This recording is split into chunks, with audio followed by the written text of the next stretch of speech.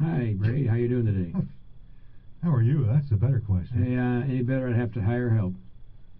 Is this crap showing up at your house? Yes, it is. They had two names. My full name is John P. Larson, and so they started sending it to John P. Larson, and they cut off Phil Larson. I guess they can't figure out that they're both the same. I'm surprised you didn't, grab a weapon and start firing when this stuff showed up. I mean, this is an abomination.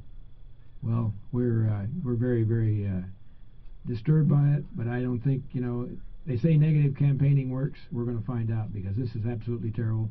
You described what it was, and I told that to one person that really supports SEIU, and I says, anybody that thinks like they do, I put them in the bottom of the pit with SEIU, and needless to say, we had a silent walk to the office after that. I bet. There's one here that's basically indirectly blaming you for this double murder over, I guess it was in Kermit, right? Ray, the DeBartolos? Yeah, that really hurts me, because Mrs. DeBartolo's father and I are very close friends since I was a little boy. I know that.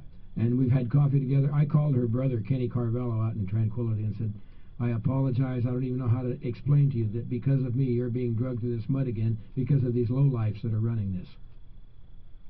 Why? Why is this happening? Well, they got one leader here in Fresno that kind of wants to get me out because I don't bend to their wishes. What are their wishes? Well, right now it's the home care workers. We gave them, 2 years ago, we made a contract with them that they would get $1 increase in salary as long as the state backfilled the money. Well, then, voila, they signed the contract with an MOU and said, let's do it, because the state will never fail. The state failed. Mm-hmm. So we dropped them back $1 to $9.25. Then they really had a hissy fit and went up and got this judge in Oakland to make sure that we maintained their salary. And in the last year, we've had 17 meetings called. They failed to show up for 6, walked out on 2, and the last one they walked out on, they got really upset. And so therefore, since then we found out the state will only back the minimum wage, and so that's what our offer is, and now they're really mad. So I don't know what we can do. We can't pay what we don't have, and if the state increases the money, we increase the money. When we don't get the money, we don't pay it. So this is about wages.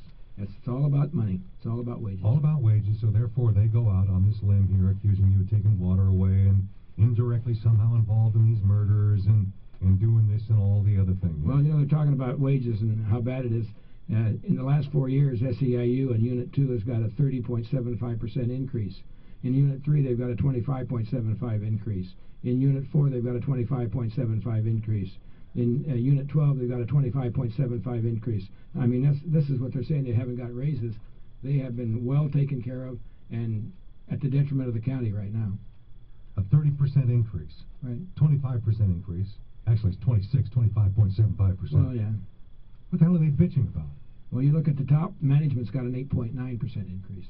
And in the last year, last February, I went into the personnel department and said, cut my salary by 10%. And so we've all made a move to try to do things better.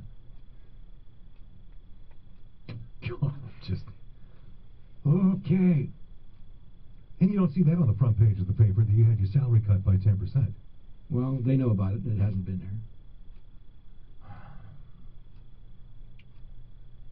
The unfortunate thing is that if they've got this much money to spend on all these flyers and these radio ads that they're doing, why don't they help their rank and file? They're the ones that need the increase. Why make the fat cats in San Francisco fat?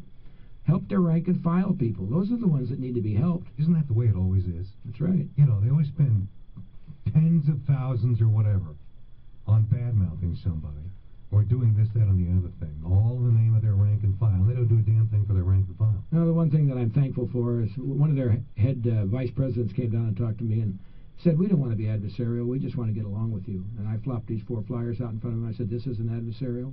The radio ads aren't adversarial? He said, well, I could stop those tomorrow.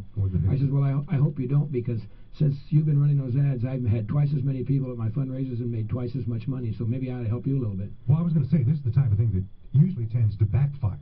Well, I hope so. Big time. And I was going to ask you if this has increased your coffers at all. Yes, it has. And knocks on your doors and your telephone. Rather than you ringing the phones, I imagine your phone's ringing and people are saying, how can I help you? Well, everybody said you need to run a poll and find out what's happening. But every time they run a poll, I get 10 to 1 phone calls in my favor. So they're running the polls, and let them pay for it, and I'll take the phone call.